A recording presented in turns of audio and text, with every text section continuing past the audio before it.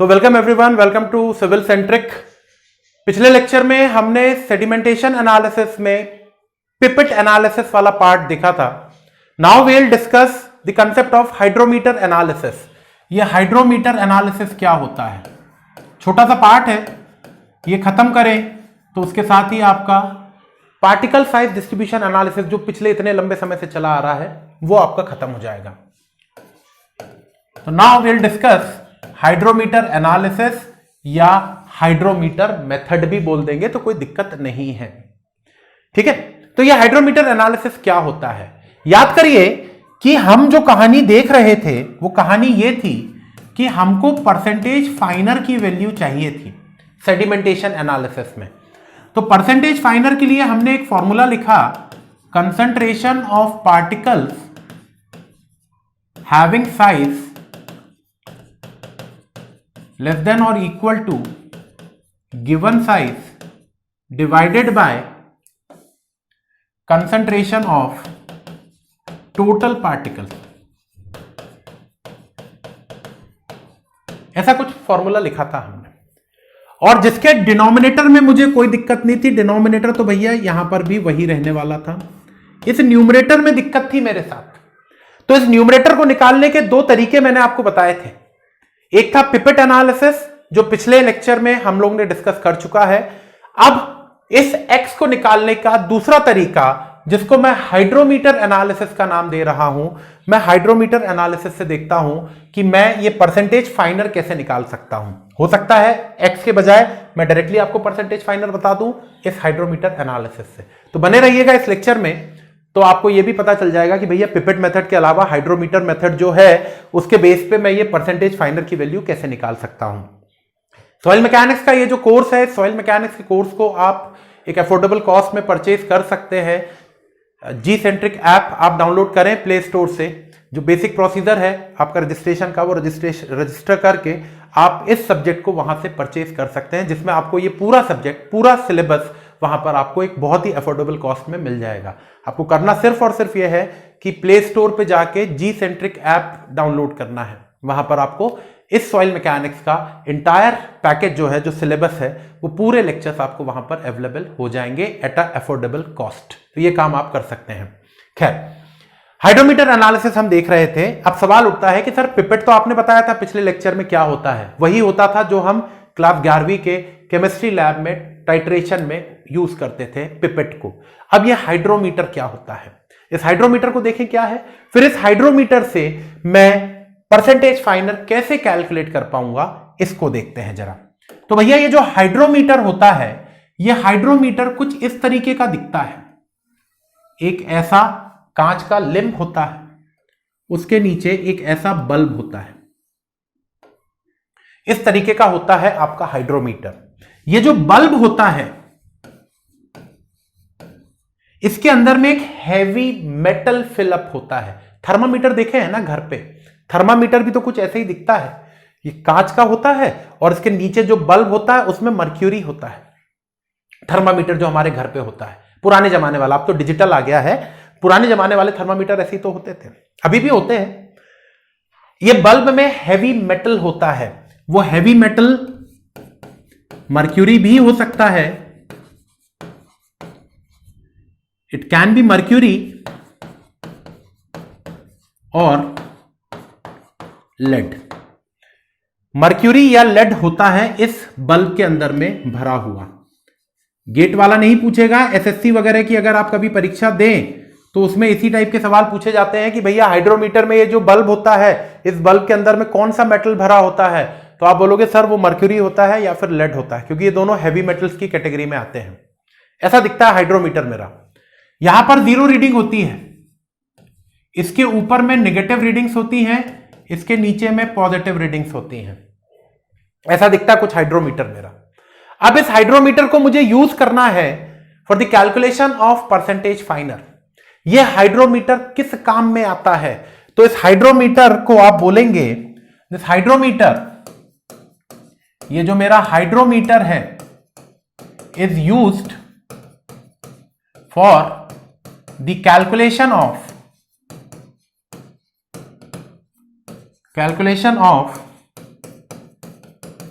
Specific gravity of the solution. ये याद रखिएगा, एसएससी वगैरह टाइप की परीक्षाओं में यही सब पूछा जाता है। गेट वाला तो नहीं ही पूछेगा कभी, और कभी किस्मत आपकी साथ दी तो हो सकता है एक आध नंबर में कभी इस टाइप का सवाल पूछ ले, तो बता दीजिएगा कि भैया हाइड्रोमीटर किस काम में आता है। हाइड्रोमीटर काम आता है जो सोल्यूशन आपने तैयार किया है पानी के अंदर में मिट्टी डाल के, उस सोल्यूशन की स्पेसिफिक ग्रेविटी कैलकुलेट करके दे देता है ये, बिना मेहनत के। सीधा फॉर्मूला है, फॉर्मूले में वैल्यू डालेंगे, you will get the value of the specific gravity of the solution. कैसे बताता हूं अभी मैं आपको कि how we can calculate the specific gravity of the solution. बाकी हाइड्रोमीटर क्या है, कैसा दिखता है और हाइड्रोमीटर किस काम में आता है, यह बात मेरे ख्याल से आपको समझ में आ चुकी होगी कि how this hydrometer can be used, for which purpose the hydrometer is used. अब इस हाइड्रोमीटर को मुझे यूज करना है for the calculation of percentage फाइनर। कैसे करेंगे जरा देखते हैं। छोटा सा पार्ट है, बहुत ज्यादा आपको इसके अंदर जाके बहुत डीप स्टडी नहीं करनी है इन सब चीजों की। जो हमारे काम की बातें हैं, जो गेट में कभी भूले भटके पूछा जा सकता है, वो सारी बातें हम लोग यहां पे करेंगे। कोई भी चीज स्किप नहीं होगी, इस बात की श्योरिटी है। चलिए करेंगे कैसे जरा देखते हैं। ये मेरा हाइड्रोमीटर था। हाइड्रोमीटर बनाने से पहले जरा वो कंटेनर बना ले जिसके अंदर में पानी भर, जिसके अंदर में वो सॉल्यूशन आपका था, पानी प्लस मिट्टी वाला। ये आपका कंटेनर था, इस कंटेनर में पानी था और इस पानी की एक रैंडम लेयर मैंने कंसीडर कर ली। This is the random layer, ठीक है। ये मेरी रैंडम लेयर है। क्या करूंगा मैं, मेरा जो हाइड्रोमीटर है ना, उस हाइड्रोमीटर को ले जाके मैं इस तरीके से यहां पर पुटअप कर दूंगा, सो दैट इस हाइड्रोमीटर का बॉटम सरफेस इस रैंडम लेयर के टच में आ जाए। थर्मामीटर कैसे यूज करते हैं, जब फीवर आता है, भगवान करे ना आए, लेकिन जब फीवर आता है तो थर्मामीटर को हम हमारी जीभ के नीचे, टंग के नीचे रखते हैं, तो वही काम तो करना है। ये हाइड्रोमीटर है, इस हाइड्रोमीटर को जिस रैंडम लेयर पे परसेंटेज फाइनर वगैरह कैलकुलेट करना है, उस रैंडम लेयर से टच करा के रख देना है, दैट्स इट। यहां पे रीडिंग्स होंगी, यहां पे 0, इसके ऊपर में नेगेटिव रीडिंग्स और इसके नीचे में पॉजिटिव रीडिंग्स होंगी। आपको इस हाइड्रोमीटर की रीडिंग पढ़ लेना है, पॉजिटिव आ रही नेगेटिव आ रही, वो आपको पता चल जाएगा कितना ऊपर बढ़ रहा है, ये कितना ऊपर जा रहा है इसके अंदर का ये जो हैवी मेटल है यहां पे। तो हाइड्रोमीटर यूज किसके लिए होता था, to calculate the specific gravity of the solution. तो specific gravity of the solution, GSOL लिख दे रहा हूं मैं, will be equal to 1 plus RH upon 100। This is the formula to calculate the specific gravity of the solution. 1 plus RH upon 100, where RH is the reading of hydrometer. Reading of hydrometer. इस फॉर्मूले से आपको इस solution की specific gravity आ जाएगी। अब देखिएगा, ये RH की वैल्यू अगर नेगेटिव रही, भाई ये जो मर्क्यूरी था अगर ये 0 के ऊपर चढ़ गया तो नेगेटिव वैल्यू देगा RH की, 0 के नीचे रह गया तो पॉजिटिव वैल्यू देगा RH की। तो मान लीजिए इफ ये जो RH है इज नेगेटिव, अगर RH की वैल्यू नेगेटिव है तो यहां पे माइनस के साथ पुटअप होगी ये रीडिंग, तो 1 माइनस कुछ हो जाएगा ना ये। तो क्या मैं बोल सकता हूं स्पेसिफिक ग्रेविटी ऑफ जो सोल्यूशन मिलेगा that will be less than 1। भाई RH की वैल्यू नेगेटिव है तो ये बन जाएगा 1 प्लस यहां पे नेगेटिव वैल्यू डिवाइडेड बाय 100, तो 1 माइनस समथिंग हो जाएगा। 1 में से कुछ चीज घटेगी तो 1 से छोटी आएगी ना ओवरऑल वैल्यू। तो अगर RH की वैल्यू नेगेटिव आती है तो G of the solution, specific gravity of the solution will be less than 1। और अगर RH की वैल्यू पॉजिटिव आती है तो आप बोलेंगे specific gravity of the solution is greater than 1। I hope कि ये बात तो क्लियर हो गई होगी, इसमें तो किसी प्रकार की कोई दिक्कत नहीं होगी कि भैया हाइड्रोमीटर का मतलब मुझे पता चल गया, हाइड्रोमीटर को यूज कैसे करना है और स्पेसिफिक ग्रेविटी कैसे निकलेगा वो मुझे पता चल गया। यहां से मैं इस सॉल्यूशन की इस रैंडम लेयर की स्पेसिफिक ग्रेविटी निकाल दूंगा। लेकिन अभी मेरा काम खत्म नहीं हुआ है। क्यों? क्योंकि मुझे तो परसेंटेज फाइनर की वैल्यू कैलकुलेट करनी थी। यहां पे तो मैंने अभी specific gravity of the solution निकाला है, मुझे परसेंटेज फाइनर कैलकुलेट करना है। वो कैसे करेंगे कैलकुलेट? जरा देखते हैं परसेंटेज फाइनर का कैलकुलेशन कैसे होगा। तो now we will use this value, specific gravity of the solution की वैल्यू मैं यूज करने वाला हूं for the calculation of percentage finer. Directly मुझे परसेंटेज फाइनर मिल जाएगा। ये लफड़े में नहीं फंसना हमको। अब कौन से लफड़े में? ये एक्स के कैलकुलेशन के लफड़े में नहीं फंसना। मुझे तो डायरेक्टली परसेंटेज फाइनर की वैल्यू मिल जाएगी हाइड्रोमीटर एनालिसिस से। कैसे? देखते हैं जरा। तो यहां तक की बात तो मुझे समझ में आई, होप कि आपको समझ में आई होगी कि सर ये सब जो किया है हमने, ये क्या किया है। मेरे पास जी ऑफ द सॉल्यूशन की वैल्यू अवेलेबल है, that is the specific gravity of the solution. इस वैल्यू को मैं यूज करूंगा for the calculation of percentage फाइनर। कैसे? जरा देखते हैं। So percentage फाइनर that will be equal to g of the solution minus 1 upon g of the solution। g of the solution तो मेरे पास है ना, into R H. Are H की value भी मेरे पास है, divided by weight of into 100 कर देंगे, you'll get the value of percentage फाइनर।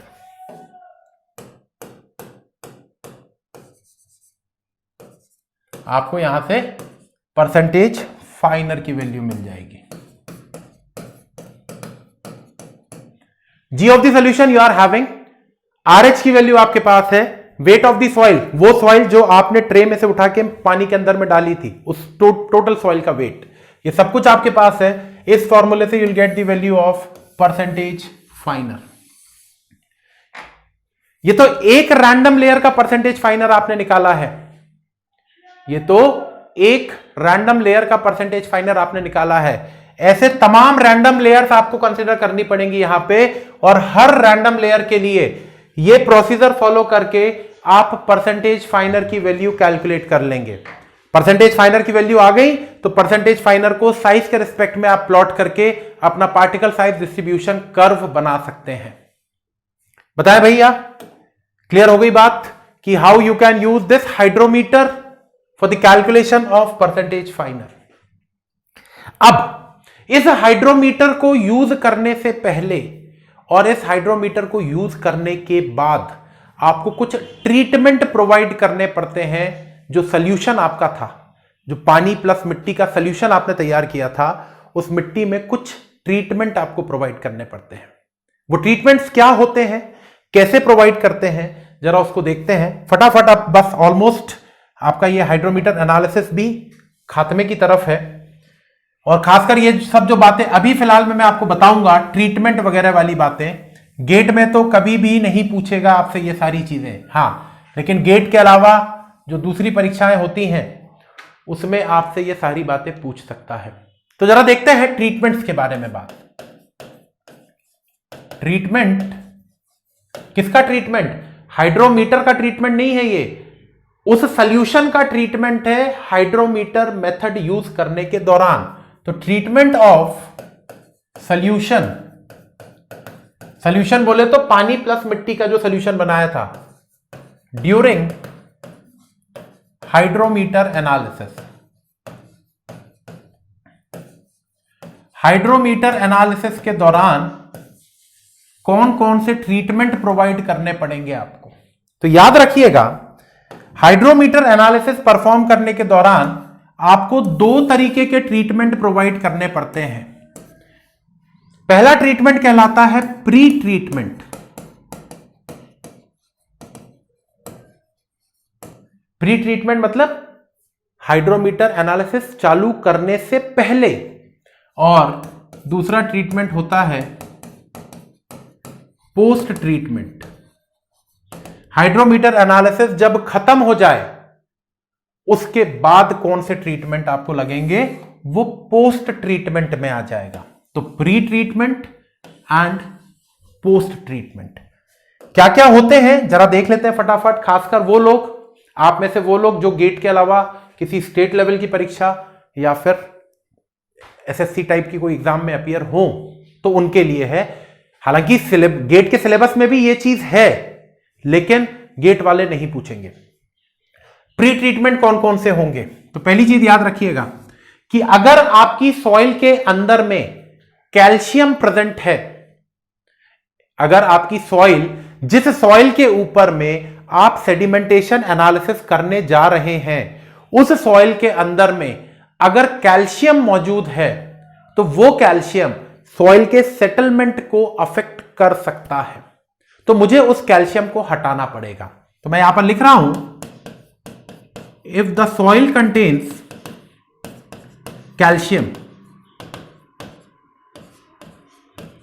Ca2+ लिख रहा हूं उसको, याद, इतना तो याद होगा ना, केमिस्ट्री में कैल्शियम को ऐसे लिखते थे, if the soil contains Ca2+, then it can affect the settlement, it can affect the settlement of particles। अगर आपकी सॉइल के अंदर में कैल्शियम मौजूद है तो यह कैल्शियम आपके पार्टिकल्स के सेटलमेंट को अफेक्ट कर सकता है। तो ये कैल्शियम तो हटाना पड़ेगा भैया, ये जो कैल्शियम मौजूद है, ये कैल्शियम को तो हटाना पड़ेगा मुझे, नहीं तो दिक्कत देगा। कैसे हटाएंगे? या मैं यहां पे लिख दे रहा हूं, to remove calcium at HCl, hydrogen chloride acid होता था ना इन द सॉइल, सॉइल के अंदर में HCl ऐड कर देंगे तो सॉइल के अंदर का कैल्शियम हट जाएगा। ये याद रखने वाली चीजें हैं, याद रख लीजिएगा, कोई कंसेप्चुअल बातें नहीं है ये। दूसरा ट्रीटमेंट आपको जो देना पड़ेगा, if soil contains organic matter, तो भी हो सकता है आपके पार्टिकल्स का सेटलमेंट जो है, सेडिमेंटेशन का जो प्रोसेस है वो अफेक्ट हो जाए। तो क्या करना पड़ेगा? तो आप बोलोगे कि अगर सर सॉइल के अंदर में ऑर्गेनिक मैटर प्रेजेंट है तो हम इस ऑर्गेनिक मैटर को हटाने के लिए to remove at hydrogen peroxide, hydrogen peroxide medical store पर जाओगे 10 रुपए की बोतल मिलती है, H2O2। बेसिकली अगर आपको कभी चोट लग जाए, छोटा मोटा घाव हो जाए, तो वहां पर भी हाइड्रोजन पेरोक्साइड को एज अ डिसइंफेक्टेंट यूज करते हैं। तो अगर सॉइल के अंदर में कैल्शियम है तो you have to use hydrogen chloride, और अगर सॉइल के अंदर में ऑर्गेनिक मैटर है तो you have to use hydrogen peroxide, that is H2O2। ये दो प्री ट्रीटमेंट आपको देने पड़ सकते हैं आपकी सॉइल के ऊपर में before the starting of the practical, क्योंकि इसका नाम है प्री ट्रीटमेंट। दूसरा होता है पोस्ट ट्रीटमेंट। जब आपका ये प्रैक्टिकल खत्म हो जाए उसके बाद भी आपको आपकी सॉइल के अंदर में कुछ ट्रीटमेंट प्रोवाइड करने पड़ सकते हैं। क्यों करने पड़ेंगे भाई? जिस सॉइल के पार्टिकल्स, जिन सॉइल पार्टिकल्स के ऊपर में मैं ये सेडिमेंटेशन एनालिसिस स्टडी कर रहा हूं, वो सॉइल के पार्टिकल्स तो बहुत छोटे पार्टिकल्स हैं, 0.075 mm से छोटे पार्टिकल्स हैं। तो कई बार ऐसा होता है कि ये जो छोटे पार्टिकल्स हैं, ये छोटे पार्टिकल्स हैं, ये पार्टिकल्स आपस में ग्रुप बना के एक बड़ा पार्टिकल बना लेते हैं। ये छोटे छोटे पार्टिकल्स आपस में झुंड बना के एक बड़ा पार्टिकल बना लेते हैं। मुझे ये नहीं चाहिए, मुझे ये फ्लॉकुलेशन, फ्लॉक ही तो बन रहा है ये फ्लॉकुलेशन नहीं चाहिए। तो पोस्ट ट्रीटमेंट में मैं डीफ्लॉकुलेशन का काम करता हूं। मुझे डीफ्लॉकुलेशन करना पड़ता है ताकि ये छोटे छोटे पार्टिकल्स इस बड़े पार्टिकल के जैसा ग्रुप ना बना लें। तो उसके लिए मुझे डीफ्लॉकुलेशन करना पड़ेगा, and this deflocculation can be performed by using sodium hexa metaphosphate. इसका फॉर्मूला नहीं पता मुझे, ना ही आपको याद रखना है।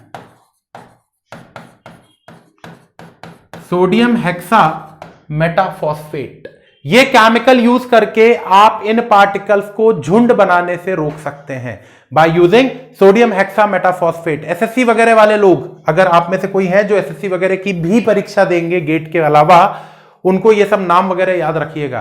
पूछ सकता है कि हाइड्रोमीटर एनालिसिस के, जब आप हाइड्रोमीटर एनालिसिस परफॉर्म करते हैं तो डीफ्लॉकुलेशन के लिए कौन सा केमिकल यूज किया जाता है, तो आप बताएंगे कि सर जो केमिकल हम यूज करते हैं that is known as sodium hexametaphosphate. तो these are the two types of treatment that should be given on the soil before and after performing the hydrometer analysis. जाते जाते एक आखिरी बात और समझ लेते हैं कि इस हाइड्रोमीटर एनालिसिस में कुछ करेक्शंस अप्लाई करने पड़ते हैं मुझे। ये जो हाइड्रोमीटर आपका था, इस हाइड्रोमीटर को यूज करने से पहले कुछ करेक्शंस अप्लाई करने पड़ते हैं। तो what are the different corrections? Corrections in hydrometer analysis. Hydrometer analysis में कौन कौन से करेक्शंस लगते हैं? करेक्शंस की बात करते हैं। 3 तरीके के करेक्शंस हमको अप्लाई करने पड़ सकते हैं इस हाइड्रोमीटर एनालिसिस के दौरान। कौन कौन से करेक्शंस होते हैं जरा नाम लिख लेते हैं और फिर उन करेक्शंस को समझते हैं। पहला करेक्शन होता है मेनिस्कस करेक्शन। दूसरा करेक्शन होता है टेम्परेचर करेक्शन। और तीसरा करेक्शन होता है डिस्पर्सिंग एजेंट करेक्शन। ये 3 तरीके के करेक्शंस मुझे अप्लाई करने पड़ सकते हैं while using the hydrometer analysis: meniscus, temperature and dispersing agent correction। कैसे परफॉर्म करते हैं ये करेक्शंस, फटाक से देख लेते हैं कि how this meniscus correction is being applied, how the temperature correction is applied and how the dispersing agent correction is applied। जरा देखते हैं। तो जैसे सपोज करिए मैं बात कर रहा हूं मेनिस्कस करेक्शन की। मेनिस्कस करेक्शन मेरा पहला करेक्शन, जरा ध्यान से देखेंगे। यह मेरा हाइड्रोमीटर था,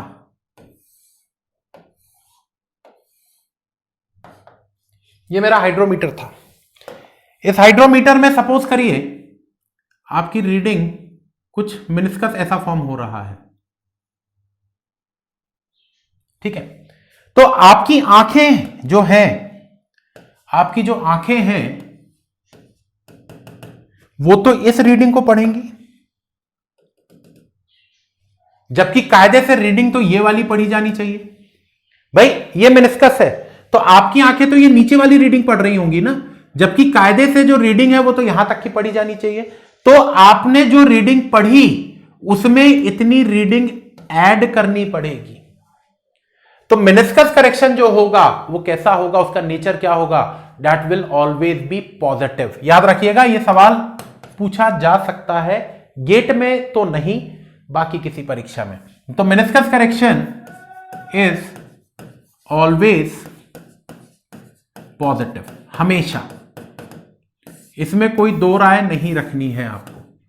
क्यों? क्योंकि मैंने आपको बता दिया कि भाई आप रीडिंग तो ये नीचे वाली पढ़ोगे, क्योंकि मेनिस्कस ऐसा रहेगा ना आपका, ये जो पानी इस मतलब जो सॉल्यूशन होगा वो ऐसा दिखेगा आपको। तो आपकी आंखें तो इस रीडिंग को पढ़ रही हैं, जबकि कायदे से रीडिंग ये वाली आनी चाहिए थी। तो इतनी वैल्यू आपको ऐड करनी पड़ेगी अपनी रीडिंग में। दैट मींस पॉजिटिव करेक्शन लगेगा मेनिस्कस वाला। बस इतना याद रखना है।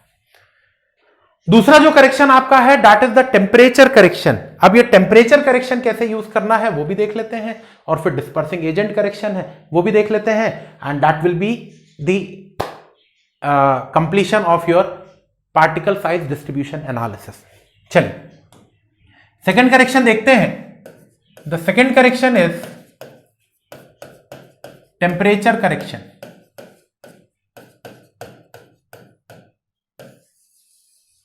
जो सेकेंड करेक्शन आपका है that is the temperature correction. देखेंगे जो प्रैक्टिकल आप परफॉर्म कर रहे हो, अगर वो प्रैक्टिकल परफॉर्म हो रहा है at 27 degree Celsius, if temperature is equal to 27 degree Celsius, तो आप बोलोगे कोई करेक्शन नहीं लगेगा। कोई भी करेक्शन नहीं लगाना है। अगर temperature is greater than 27 degree Celsius, मतलब आपका जहां पर आप प्रैक्टिकल परफॉर्म कर रहे हो वहां का टेम्परेचर 27 डिग्री सेल्सियस से ज्यादा है, तो the correction will be positive.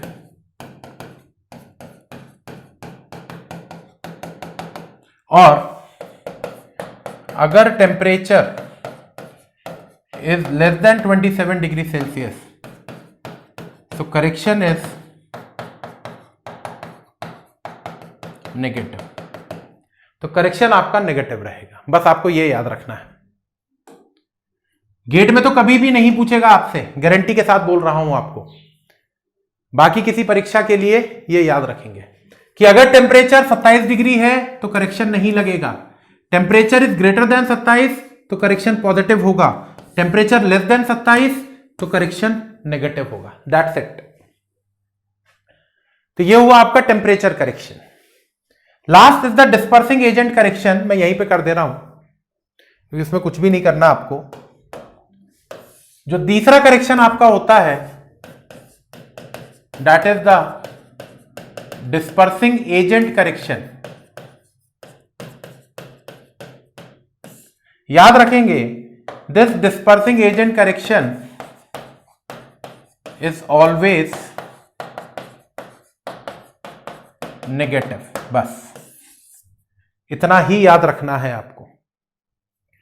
जो डिस्पर्सिंग एजेंट करेक्शन होगा that will always be negative, temperature correction कुछ इस तरीके से, और जो मेनिस्कस करेक्शन है that will always be positive. तो इसके साथ ही आपका ये जो सेडिमेंटेशन एनालिसिस है, इनफैक्ट जो पार्टिकल साइज डिस्ट्रीब्यूशन एनालिसिस था जिसमें हमने सीव एनालिसिस और सेडिमेंटेशन एनालिसिस देखा, ये यहां पर आकर फिनिश होता है। बड़ा टॉपिक था और इसमें से न्यूमेरिकल्स पूछे जाएंगे, सेडिमेंटेशन में से नहीं, इस सेडिमेंटेशन से पहले वाली जो स्टेप थी दैट इज सीव एनालिसिस। सीव एनालिसिस में से तो न्यूमेरिकल बनते हैं। किस टाइप के न्यूमेरिकल्स पूछे जा सकते हैं सीव एनालिसिस से, वो भी देखेंगे हम आगे के लेक्चरों में।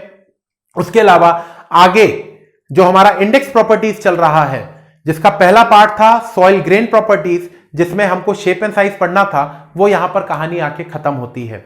अगले लेक्चर में हम लोग देखेंगे कुछ numericals related to these topics and we'll further move to the next concept, that is the second part of your index property, and that is the soil aggregate properties, जिसमें हमको relative density, consistency, sensitivity, activity and thixotropy के बारे में बात करना है। याद करिए वो पूरी लिस्ट मैंने आपकी तैयार करवाई थी, उस लिस्ट में से एक एक टॉपिक उठा के हम लोग चल रहे हैं। शेप एंड साइज हमने देखना था, शेप एंड साइज हमने उठाया, एंड शेप एंड साइज के एनालिसिस के लिए जो particle size distribution analysis perform करना पड़ता है 2 स्टेप में, वो सारा कुछ हमने देखा। एक एक जो छोटी छोटी बातें थी वो भी हमने यहां पर देखी। नेक्स्ट लेक्चर में हम मूव करेंगे हमारे इंडेक्स प्रॉपर्टी की सेकेंड कैटेगरी में, that is the soil aggregate properties, जिसमें 5 प्रॉपर्टीज को डिटेल में डिस्कस करना है। Relative density, sensitivity, activity, thixotropy and consistency of the soil. तब तक इसको पढ़ें, और अब एक साथ आपको देखना रहेगा पूरा पार्टिकल साइज डिस्ट्रीब्यूशन एनालिसिस। एक बार आप पूरे तरीके से देख लेंगे तो आपको जो चीजें छोटे छोटे पार्ट में हमने डिस्कस करी हैं वो सारी चीजों को कंबाइन करके आप इसको समझें और इसको पढ़ते रहें। Thank you.